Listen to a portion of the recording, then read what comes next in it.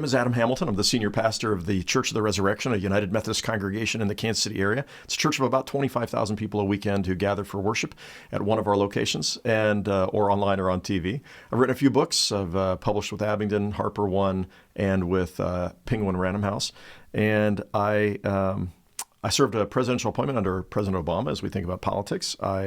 More important than any of those things, I am Lavon's husband. I've been married to her for 42 years. I am Danielle and Rebecca's dad, and I'm Stella's papa. And it is such a joy to have you join me on this podcast. We're starting today. This is episode 1. This is a pilot for a new podcast that we're launching called Making Sense of Faith. And each week we're going to be making sense of faith and something else. So we're going to talk about faith and we'll talk about faith and prayer. We'll talk about faith and suffering. We'll talk about faith and disappointment with God. We'll talk about faith and doubt. We'll talk about faith and complicated passages of Scripture that leave you scratching your head. We'll talk about faith and theological issues that leave you wondering, how can that be true? And today we're going to talk about faith and the presidential election in which Donald Trump was elected president again, which happened, well, we're recording this on Wednesday morning, November 6th, 2024. And so just a few hours ago, it was announced that the former president, was the victor in this election. So today we're going to talk about faith and the presidential election. And the way I envision this is I envision having a conversation with you. Like if you could say, I'd like to talk to some pastor somewhere and ask some questions. That's how I envision this. And I imagine us sitting, you're at the table as we're sitting here and enjoying this conversation together. My hope is to be frank, honest, transparent, and for this to be a safe place for people to wonder about theological, biblical, spiritual issues. And so I'm just excited that you're welcoming me into a conversation with you, and I'm welcoming you into a conversation with me. And as we talked about how to do this best, I thought, well, I could just look into a camera and talk to the camera, but it felt like it'd be better if we had a real conversation, which is why I have a conversation partner with me today. And we're going to have a rotation of regular conversation partners or co-hosts who are going to help in these conversations. And today it's Pastor Scott Crostek. He's an executive pastor here at Church of the Resurrection. He's been on the team for, is it 14 years now? Yeah, almost 15. Almost 15 years, and does an amazing job. And he oversees worship and all of our ministries and programs that go across all of our locations. We have, what do we have, 8 locations now? 8 locations, yeah. I'm your real conversation partner. And you're my real conversation partner here. In the flesh. So you're representing all these folks who are listening on their, while they're in the car. I feel like that's a big responsibility. It is a big responsibility. Right. But we have a lot of fun together. I've really loved and appreciated Scott and his ministry. And so he's going to be joining me for this first one. You'll see him again on subsequent episodes, but there'll be others who will be conversation partners as well. You're also maybe going to hear from Matt Williams. Matt Williams is our producer, and though you won't see him, you might hear from him because he's got a microphone too. And if he has a question he wants to ask or feels like there's some need for clarification, I've said, go for it, Matt. Feel free to jump in. And so he's going to be sharing with us today as well. And I don't know about you, I feel a little tired today. I stayed up as late as I could before I was just too tired to stay up. How late did you stay up last night? I didn't stay up all that late. I had other things that were kind of filling my time. So I found myself away from all of the pundits talking about and processing all of the outcome. I feel tired because of conversations I've had this morning, the day after. Yes. And that has been where my mind has kind of shifted. Yeah. I don't know if you've had conversations already, but... Oh, yeah. So last night, watching this, and at some point I had to just turn it off. I'm sick of hearing the pundits try to analyze things to death before they really had information. But and then I turned it back on, and I was up till about 1:30, I think, and I was working on this podcast while I was listening to all this. Yeah. And, we said we were going to do this podcast on the election, not knowing how the election was going to turn out. So I'm really glad we're talking about this today. Yeah. But I also was having conversations by text with some of my colleagues and friends, a rabbi friend, another pastor, and others, my kids, as we were texting back and forth, and just hearing the reactions of my friends to what was going on in the election. Did you find that it was like lopsided, or was it one direction? No, most of them were pretty much in the same place. Okay. Yeah, they were. Although I have family members who were on the other side as well, and so we'd had some conversations back and forth too, but it was. It reminded me a little bit of 2016, and in 2016 we were, there were many people. I was at a watch party, and there were people thinking we were going to elect our first female president, and there were Republicans and Democrats at this watch party, but I think everybody thought Hillary Clinton was going to win, and then it turned into a very different election. Yeah, and I think last night nobody knew for sure who was going to win, but I think people who were Kamala Harris supporters were not maybe really prepared for what it was going to feel like if she lost. And that's what happened last night. Yeah.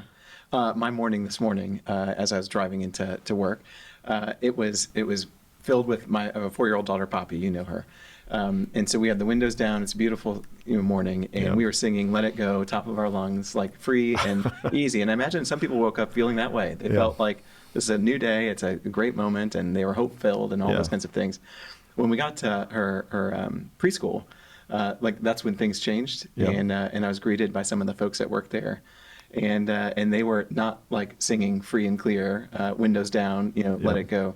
They were wondering like, where's the power in prayer? Yeah. And they said, so much good for like the prayers that we prayed didn't seem to make a difference. Yeah. And these were people from Resurrection? Or no, from other churches? No, okay. From all over. From all over, okay. But they had been keyed into, because I'm a pastor, they've been keyed into the prayers. They've been keyed into our Do Unto Others campaign and how we were kind of approaching the election. And but they felt like those prayers were in jest, or those prayers were not meaningful, or not effective. Yeah. And that was kind of the dejected feeling that they had when I engaged in that conversation. Yeah. I think, first of all, my sense is, this people are just angry. Yeah. When you're disappointed. So I want to acknowledge the fact that there are people who are listening to this podcast who are celebrating. I received a text from somebody this morning that said, I feel like it's a new day. I feel hope for our country. I feel like, President Trump's reelection is hope for all of us. And so there are people out there listening to the podcast who feel that way. But there are a whole lot of people too who are listening to the podcast who feel really angry. And I think the anger comes from fear. Yeah. I think we're afraid. There's a lot of people who are afraid. This person who's been elected president, they have heard enough times he's unhinged. The way he talks is surprising and sometimes really deeply unsettling, and I think they're genuinely afraid. And their comments about prayer is really, we're going to come to this in another episode. But how does prayer work? Because I know there have been many times. I remember here at Resurrection when the United Methodist Church in 2019 was voting on whether to remove harmful language from our book of discipline. And I'd asked our congregation to be praying about this. And then when I came back and we didn't do it, we actually made the language worse. At the general conference, there were people like, well, some were like, well, see, that wasn't God's will. We kept this policy, and these were our conservatives, and they were happy, that the policy stayed the same. And then there were others who were like, we prayed, and why did God not do this? And it was a moment to be able to teach, okay, how does prayer actually work? And I don't look at prayer like I'm going to tell God what to do and God's going to do it if we just get enough people praying in the same direction. And I told him, I said, there were a lot of people prayed for decades for slavery to end in America before it finally happened. And just because it didn't happen with every Supreme Court decision or the Congress's legislation didn't mean it wasn't God's will that slavery end. It means that that's not how prayer works. Right. That if we just get enough people praying hard enough, we're going to twist the outcome of things. And I've often thought about, so we'll have a little mini version of this prayer thing, but I've often thought the prayer, what I'm doing when I'm praying is I'm pouring out my heart to God as to what I'm hoping happens. I'm asking for God to be at work, but I also recognize, and we've talked about this at Resurrection a number of times, but ora et labora, you pray and you work. And the prayer, actually, I feel like the prayer is more about focusing my heart and putting my heart in a certain place. And I thought about this prayer that we put together for our congregation, and you've got it there. Why don't you pray that? Let's pray that prayer as sort of our opening prayer for this entire podcast for however long it's going to last into the future. But this is the prayer we asked our people to pray this weekend. Why don't you pray it for us? It's a prayer for healing of our country. Gracious God, thank you for the blessing of living in a country where liberty and justice are for all. Our core values, one where we have the privilege of electing our leaders. Guide us to make wise decisions in the election and choose leaders who will seek to be just, kind, and humble. Finally, help us to be part of the solution to polarization and not part of the problem. Lead me to be kind and curious, to treat others as I want to be treated, and help us to love our neighbors. In Jesus' name, amen. Amen. What we didn't pray for was a particular candidate to get elected. What we prayed for is for God to guide us. And to orient our hearts. Yeah, to orient our hearts, to help us make wise decisions. And, we prayed this, and I hope that God led us to make wise decisions. But I'm guessing even, there were people who prayed this prayer on both sides of the political aisle. In the end, what we're asking is for God to help us, right? And even now, it's like, help us not to be part of the problem, but part of the solution, and help us to love our neighbors. That's a good prayer.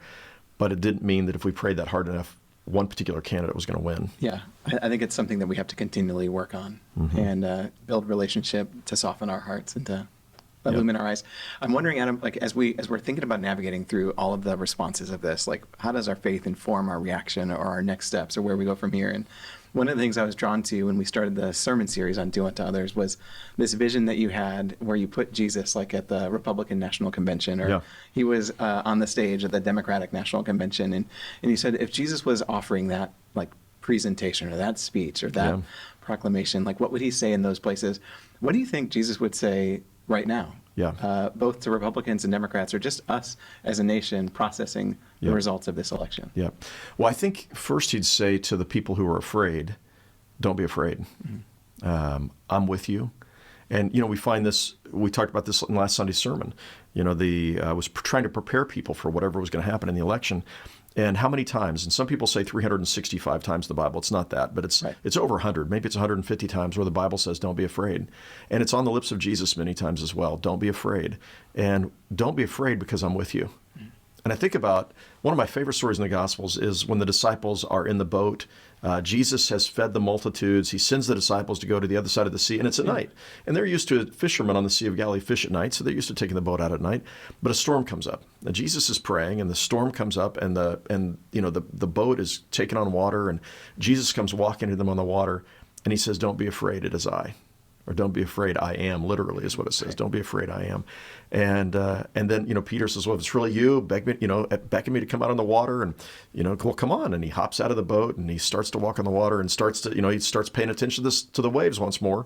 And Jesus, grabs him. He starts to drown and Jesus grabs him and tosses him in the boat. And, you of little faith. And then Jesus hops in the boat and the winds, the waves die down. And this idea that, these storms are going to happen. And I think Jesus would say to us, look, I'm in the boat with you.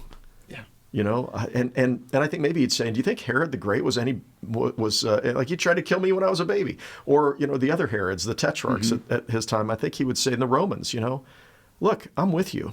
The vast majority of human beings live in situations that don't have the peace and a kind of democracy that we have even here in America. And I think he's saying, come on, I'm going to be with you. I don't care who your president is. I'm your Lord. I got you. So that's so easy to say, right? We know those stories. I feel like I'm Peter. You experience the power of God, or you experience like the peace of Christ, and then you forget. And when we forget, or we focus on the storm, we focus on whatever it is that we're afraid of, it's like we find ourselves singing once more, only to be re-encountered by Christ as he rescues us, delivers us, saves us. But what does that actually mean? Like, how do you remember Jesus as Lord? How do you draw strength from that? Like, I recognize we're not voting for our Lord. We're not voting for like a king. We're voting for the president, who's a figure who leads our democracy. But how do we place our hope in Jesus as Lord? How does that actually reassure us? I think that's a really great question. How does faith work at all, really? That's right. And at least for me, so I can say for me, when this morning I began the day going out walking. And I'm walking and I'm praying and and as I'm doing that, part of what I'm doing is reminding myself that Jesus is Lord. And that means that it's something we often say around here, a quote from Frederick Buechner, that means the worst thing is never the last thing. And actually, Buechner said Easter means the fact that Jesus was crucified and everything seemed lost. And it was total devastation. I mean, we're not talking about Jesus being crucified in this, at this point. We're talking about Kamala Harris lost and Donald Trump won. But even when Jesus was crucified, that was not the end of the story. And there was resurrection. And one of the things I find, the longer I live, and I think this comes with wisdom over time, is the longer you live, the more times you've lived through hard things. You've lived through, through a depression or a recession or some catastrophe, 9/11, or, a war that started, COVID. or a terrorist attack, or COVID, or whatever. And the reason why older adults typically are not as afraid as younger adults is because they've lived through a lot of stuff. And and I don't think of myself as an older adult, but I'm 60. That puts me in that category of, I've been around for a while. And so when things happen, you just go, okay, I've been through hard things before. I've been through difficult, and we have been collectively. And so I think my faith reminds me of that. And I love this, again, Romans 8:28, which can be really trite, but God forces all things to work together for good for those who love him and are called according to his purpose. Doesn't mean that he wanted those things to happen, But there is a way that God, and Martin Luther King talked about this, he had the imagery of like a bar of steel and how God bends, in God's providence, God bends that steel towards his purposes in the end. It's not that he wanted these things to happen, Right. but he forces them. And I think that's part of it. And then part of it is when we pray, we begin to find, Paul talks about, Peter talks about casting all your cares upon him, for he cares for you. Or, Paul talks about, laying before God your concerns with thanksgiving, and the peace of Christ that passes all understanding guards your heart and mind. And I find that too when I'm able to go, okay, God, I can't see my way out of this. And I'm not talking now just about this election. I'm just talking about in life. Anything. Yeah, my kids are sick, or something tragic happens, and I can't see my way through this. I mean, I remember 9/11. Now, you were just a kid at 9/11, I think. I remember it. Yeah, you remember? Yeah. Well, I remember being here as pastor at this church on 9/11, and I'm standing there. We'd invited people to come to pray after the first tower fell, and when the planes first hit the buildings, and people were starting to gather in our sanctuary. And I'm waiting to the last minute. I'm standing there, my eyes glued to the TV, and I watched that building come down. And I walked in the room, and all I could do was cry. I just stood in front of people, and I just cried. I'm like, I'm sorry. I want to have the right words to say to you. Or Levon was in the hospital at one point years ago, and I started to give the pastoral prayer, and I just started crying. Somebody else had to come up and just pray during that. There are times we just feel overwhelmed. Yes. But then you go, okay, so I know God didn't cause this, but I also know the worst thing isn't the last thing. And so, therefore, we have hope. I love the idea of suffering producing hope, ultimately. Yes. But you have to experience it. Right. And then that leads to character. That leads to... Yep. And I think that's what's so powerful about perspective is that you realize if you've been through it once before, you can get through it again. And what we have is Jesus who is Lord, who models suffering and resurrection and resilience. That's right. And because of that, we have hope. And I think it gives us the courage to carry forward. Scott, that's exactly right. And that idea of redemptive suffering, again, not that God wants us to suffer, but suffering is going to happen in life, and disappointment is going to happen in life, and elections are going to go a way that you didn't intend to go. And sometimes you're going to get fired from your job, and sometimes people are going to get divorced. And in the middle of all of that, you have this anchor. And I think about Psalm 46. So I want to read this. We shared this actually as part of the sermon last week. I think you read it in worship, but Psalm 46, God is our refuge and strength, an ever-present help in trouble. It doesn't say God will make sure you never have trouble. Right. It says there's going to be trouble that's going to come, and he's an ever-present help in trouble. Therefore we will not fear, though the earth give way and the mountains fall into the heart of the sea, though its waters roar and foam and the mountains quake with their surging. And then he paints this picture. There is a river whose streams make glad the city of God. The holy place where the Most High dwells is sort of this picture of the heavenly realm. And God is within her. She will not fall. God will help her at break of day. Nations are in uproar. Kingdoms fall. He lifts his voice. The earth melts. The Lord Almighty is with us. The God of Jacob is our refuge. And I think we trust that. And in the midst of that, that's part of it, is we trust it and we find peace. Yeah. And then I think we roll up our sleeves and we get to work. Yeah. Yeah. I think that's right.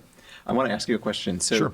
So like as we think about this in our nation and the divide, so we've already acknowledged that some people are really excited, some people are, not so excited. Yeah. How do we move through that polarization? So how do we begin to move through this response? And so one of the things that you've articulated time and time again is like the via media, or you talked about it being like the perfect sweet spot of a golf swing, where sometimes we hook it, sometimes we, slice, so it goes right or it goes left, but sometimes it goes right down the middle. When we find that via media, when we find that middle way, the extreme center, that's when we find the life that we're looking for. That's when we find that picture. What does it look like to bridge that divide as we seek to respond to today, or this election? Like, what does it look like to be the sweet stuff in the middle of an Oreo? What does it look like to be like that from a Republican perspective, from a Democratic perspective, or just from like a human perspective? Right. How do we seek to be that carrying forward? I think it's a great question. And I think what we have to the one thing we can't do is we can't demonize other people. So 52% of the population, and at least that's the last number I saw, voted for Donald Trump. So if you're a Democrat, you got to go, okay, there was like more than half the population voted, so I better understand why. Yeah. Like it seemed, if you were a Harris supporter, it seemed self-evident that, this is, of course, the logical candidate. That's right. But there's a logic, and we can't just say, the 52% of the people aren't smart. They're dumb. They're evil. They're wicked. No, that's ridiculous. 52% of those people, they are your friends, your family members, your parents. They're a whole bunch of people out there. They are not just white evangelical Christians. They are Latinos and blacks and a whole lot of other people. And you got to ask, okay, why? What are they trying to say? And I think there's going to be a lot of pundits who are going to be doing that work this, in the weeks ahead, saying, okay, what was the message? And, I know, so this is where I think building bridges in the middle is trying to understand. It's trying to understand without demonizing. It's trying to help make sense of what's going on and to listen. I mean, we've got to be able to listen. And I think for some, just based on the conversations, because I tried to listen, I would listen to both candidates. I listened to their ads. I listened to their speeches. I listened to the debates. And one of my family members who is a member of Resurrection, who was a Trump supporter, his comments were, look, Adam, my daughter has to now work 2 jobs in order to pay for groceries and pay for rent. And I don't think it should be that way. She didn't used to have to. It didn't used to be that way. And when you think of young people trying to buy a house and the interest rates are double what they were 5 years ago, and immigration, and I was listening to the fears related to immigration, and certainly if you look at the charts, having multiple millions of encounters on the border each year, or hundreds of thousands of people in a month trying to come into our country, and coming in, without doing it according to the legal way, because the legal way is broken, the legal system is broken. It creates fears for people. If you don't understand that, then you never address that. And I think that's part of what happened here is that some of those things were not addressed by the Democrats in a way that felt like they even heard those concerns. Instead, they heard excuses or something else. And so I think wise Democrats are going to go, we got to learn from this. And these are our fellow Americans. And so I think that part of building the bridge, and for, if you're a Republican and and you were for President Trump, to understand why was there 47% or 46 or 48, whatever the number was, of the people who weren't there, and be able to go, well, how do we, and I think, again, in the middle, whether you're Republican or Democrat, how do we build bridges here? How can we work together? Because if the Republicans try to legislate from the extreme because they just have enough votes, or the Democrats try to do that, we're never going to achieve what this country could achieve. We've got to be able to work together. And I think it's true with theological liberals and conservatives in the church too. I think it's tricky. Like the tendency that I feel is that after the election, now it's over. And so there's a winner, there's a loser. And there's not, if you're the winner, there's not the desire to go and extend like across to the other side. Because we've won. And so it's determined that we're the winner. And so how do we begin to proactively, and that's what I'm wondering about, is like, how do we not become further divided? How do we continue to reach out across one another? Sometimes, like if this is sports, there's gloating, or there's there's a pecking order. And but I think, like, what does it look like for Trump supporters in the wake of a victory in a majority, popular vote kind of thing? What does it look like for them, Trump supporters, to build bridges? How do they listen or maintain curiosity? You mentioned in a sermon not too long ago, Monica Guzman, she's the author of I Never Thought of It That Way, like this book that talks about curiosity and extreme curiosity kind of thing. But she says that certainty is the arch-villain of curiosity. Our assumptions kill our curiosity. And so, like, we have certainty now, which means our desire is to remove curiosity. We don't need to be curious anymore because now we have certainty. An election does that. But then it talks about how our assumptions, whoever's underrepresented in our life, they are overrepresented in our imagination. And so if we're not curious, even if we're the victor or we feel like we're the victor, then we have this underrepresented group of people that are going to be overrepresented in our imagination. They become more of like this caricature of, or a stereotype, and it seems like we move away. How do you want Republicans to react to this victory? Like, what can they do if you were to hear from a Republican? Well, I think it would be the same for Democrats and Republicans, even though the Democrats lost. And part of that is to see their fellow, Americans as humans, and to try to both try to understand, but also to see that we're really ultimately on the same team. So I was thinking I was at Monday Night Football with the Chiefs and the Tampa Bay Buccaneers, and right behind me were four guys who all had their Tampa Bay, stuff on, and Tampa Bay beat us in the Super Bowl a few years back, and of course Tom Brady's not there anymore. Yeah. We're glad for that, but it was it was a tight game all the way through, and every time their team would get a first down, they're cheering and shouting, and to be able to turn around and go, hey guys, how are you all doing? We're so glad you're here in Kansas City. Thank you for coming. And I've been there when people were sitting near me who were from the opposing team and they won, and to be able to turn to them and say, hey, great game. Your guys did an excellent job today. I'm disappointed we lost, but I really think you guys did a great job. And there's something, if we can do that at a football game, I think we ought to be able to do that with the people we live, and I'll never see those people again, but to be able to do that with my neighbors who are of another political party and go, hey, you guys won. And I know that's a source of joy for you. And so congratulations on that, which is what I saw in my family today in the text stream is we had family members who were nipping at each other over the election coming as we were moving into it. And then this morning, the one, who was a Harris supporter said to the one who was a Trump supporter, hey, and they kind of had this wager, the loser has to take the lunch. He says, hey, I'm ready to go to lunch, and congratulations on your, on the victory. And I was so proud of that family member, but I was also proud of the family member who was the Trump supporter who was very gracious and not gloating. And I think there's a place for us. And this ties back to the golden rule. Do unto others as you'd have them do unto you. If the roles were reversed, how would you want to be treated by somebody who was on the losing side of this? And I think that's important to hang on to. We were talking about football. I was thinking about your illustration of the BYU Kansas State game and the hospitality that's rolled out for the opposing team and all of their fans, and how they give them great seats and they play their fight song. And they gave them ice cream. And they gave them ice cream. I think it was awesome. The K-State fans who were at BYU, they came and distributed ice cream to them to say, hey, we're so glad you came to BYU. I mean, how amazing is that? I mean, that's pretty amazing. And playing their fight song, playing the K-State fight song. Yeah. I think that's kind of what it looks like in my mind, how we build bridges, how we start building relationships with people who are different than us, or wear different colors than us, or support different teams. Well, exactly. And if you're a Republican and you say, we think we have better ideas and we're a better party, then show that today.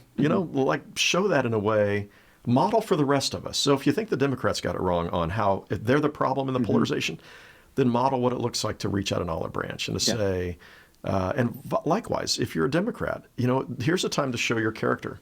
Like we talked about character. So what's your character? Well, I'm going to reach out to my Republican friends, and I may be disappointed, but I know they had some reason why they were supporting this. They're not all, terrible people because they're Democrats or Republicans. Yeah. And I think that is true. Yeah. I want to share something too. I was thinking about, at moments like this, it is the word that came to my mind this morning when I was walking was lament. That if you're a Democrat, or a Republican who is a Harris supporter, there's time to lament. And lament is, it is a grieving, it is acknowledging, the grief. And I think sometimes we too quickly want to move to, let it go. Well, a week from now, people are going to be in a different place. And a month from now, they're going to be in a different place. And there's going to be more grieving that happens at the inauguration.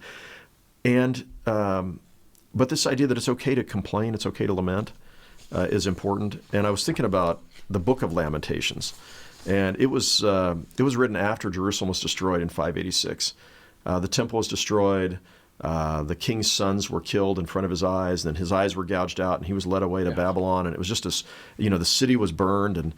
And the writer of Lamentations, traditionally Jeremiah, but maybe somebody else, you get to Jeremiah chapter 3, and he says, "The thought of my affliction and my homelessness is wormwood and gall. My soul continually thinks of it and is bowed down within me." And so prior to that, he's just talked about just 3 chapters of his grief at what's happened and where was God in the middle of this and how could this happen? And we're not in a place where our temple has been destroyed and the capital city is in ruins and people have been taken away to Babylon. But that's where they were at here. And then he says this, "But this I call to mind, and therefore I have hope. The steadfast love of the Lord never ceases. His mercies never come to an end. They are new every morning." And then he turns and speaks to God directly. "Great is your faithfulness. The Lord is my portion," says my soul. "Therefore, I will hope in him." And I think that idea of, it's okay to have time to grieve and give people time and space to grieve. And if people are angry, you had an encounter, I think, with somebody who was angry, or several people maybe who were angry. That's understandable. It's okay to be angry sometimes. Angry and sad. Angry and sad, right? Yep. Disappointed, and lament. My rabbi friend Art Nemitov reminded me that lament often signifies a sense of deep despair. It's not like I'm just feeling a little sad. Mm-hmm. I'm feeling devastated in that moment. But I love how the lament Psalms and the Book of Lamentations come to that point where, okay, I have no choice here. I am going to trust that God, is able to see us through this. I am going to remember that God's mercies have been proven to me again and again and again and again in the past. Yeah, I think that's beautiful.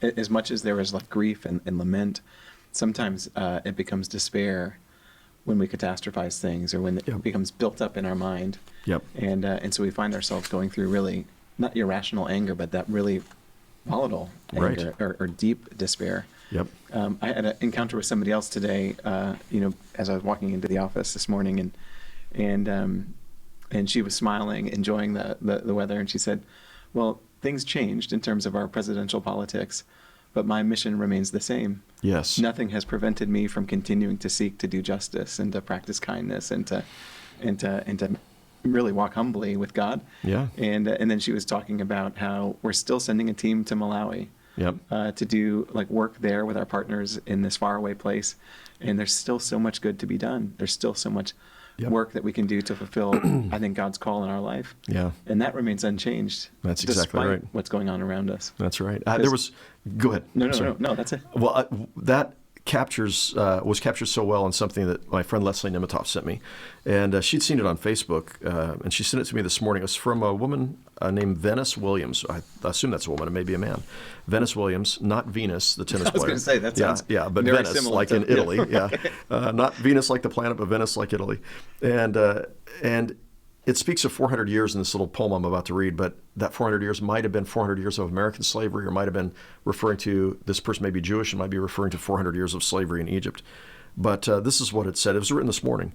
You are awakening to the same country you fell asleep to, the very same country. Pull yourself together. And when you see me, do not ask me, what do we do now? How do we get through the next 4 years?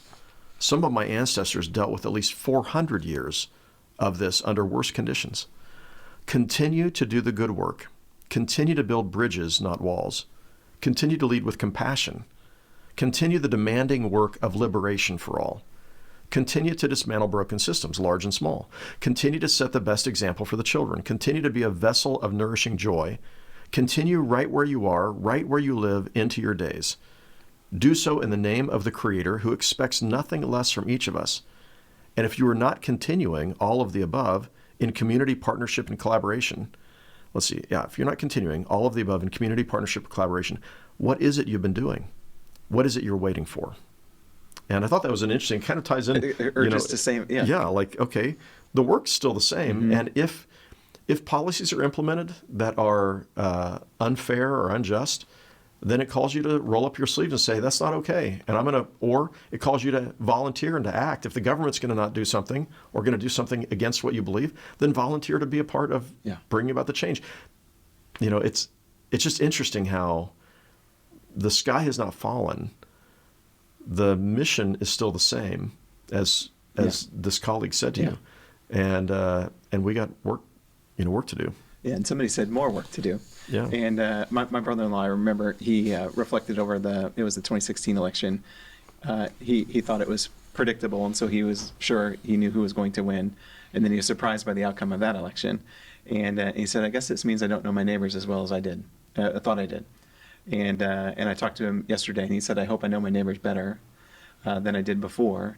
And I think sometimes this is the call to, if you're surprised, or if you're miffed, or you're wondering why or how this happened and you don't realize, I think sometimes you need to remember that we need to love our neighbors and get to know our neighbors and be curious and be, bridge building, all the things. That's the mission. Yep. To love others the way that Christ models and loves us. Absolutely. Ultimately. We've got more to talk about in this about living with fear and where do we go next and all of that, and how do we bring healing to our divided country? But I wondered, do you have one last question? I do. So, like, everybody has been asking me, at least, so I get all these emails that people don't want to send to you, but they'll ask me, or they'll try to get me into this place where I will reveal like who you voted for. But I'm really curious, and it wouldn't be doing my job if I wasn't responding to all these emails. Like, who did you vote for? Thanks for tuning in to Making Sense of Faith with Adam Hamilton. Do you know someone wrestling with life's biggest questions? Share this episode with them, because the more people willing to embrace the hard questions, the better. Do you want to go deeper? You can visit makingsenseoffaith.com to find the show notes and additional resources. That's also where you can sign up to get the notes and resources delivered straight to your inbox. If you enjoyed this episode, hit subscribe and leave us a rating in your podcast player. That'll make sure that you get the latest episodes and help others find the podcast. You can also subscribe to our YouTube channel. Hit that notification bell to catch future episodes and videos there. Until next time, remember that your questions matter. Doubts are normal, and making sense of faith is a lifelong journey. We'll see you on the next episode of Making Sense of Faith.